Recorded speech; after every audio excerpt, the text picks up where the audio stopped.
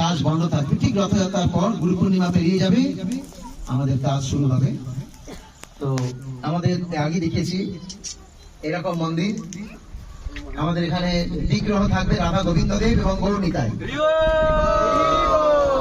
নিত্যানন্দ প্রভুর কৃপায় অসম্ভব সম্ভব। রাধা গোবিন্দ এবং গৌর নিতাই থাকবে। আর পেছনে দেখছেন গেস্ট হাউস, এখানে অনেক কিছু হবে। একদম পাশে রেস্টুরেন্ট হবে, তারপরে সিকিউরিটি রুম হবে, পার্ক হবে। আর এখানে আমাদের এখন জানেন আপনারা সরকার মিড ডে মিল চালু করেছে, ইসকনকে মিড ডে মিল দিয়েছে। আমরা আশা রাখছি যে আমাদের এই জামুরিয়ায় যদি কোনো সরকারি স্কুল থাকে, ঠিক আছে আছেন, তো সেই সরকারি স্কুলগুলি এই মিড ডে মিলের দায়িত্ব আমরা নেব এবং আমাদের এই মন্দির থেকে সব স্কুলের বাচ্চারা কৃষ্ণ প্রসাদ পাবে।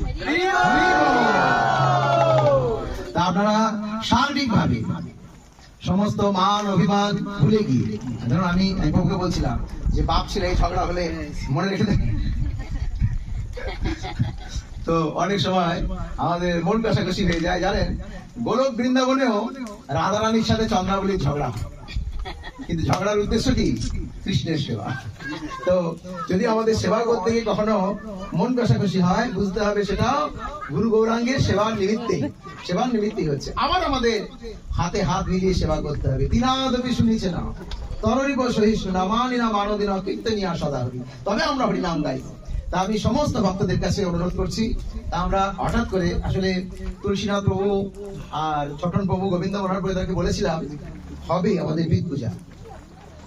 আমি রথের জন্য 2.5 মাস এমন ব্যস্ত সময় করে উঠতে পারিনি।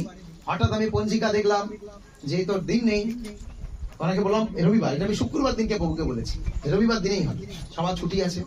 তা আমি চেয়েছিলাম এই রবিবার মানে আজকে বিদ পূজার আগে একটা অ্যাওয়ারনেস অ্যানাউন্সমেন্ট, গাড়ি নিয়ে একটা ঘোষণা হয়ে যাবে, সবাইকে নিমন্ত্রণ জানানো হবে, কিন্তু 1.5 দিনের মধ্যে সেটা সম্ভব হয়ে ওঠেনি।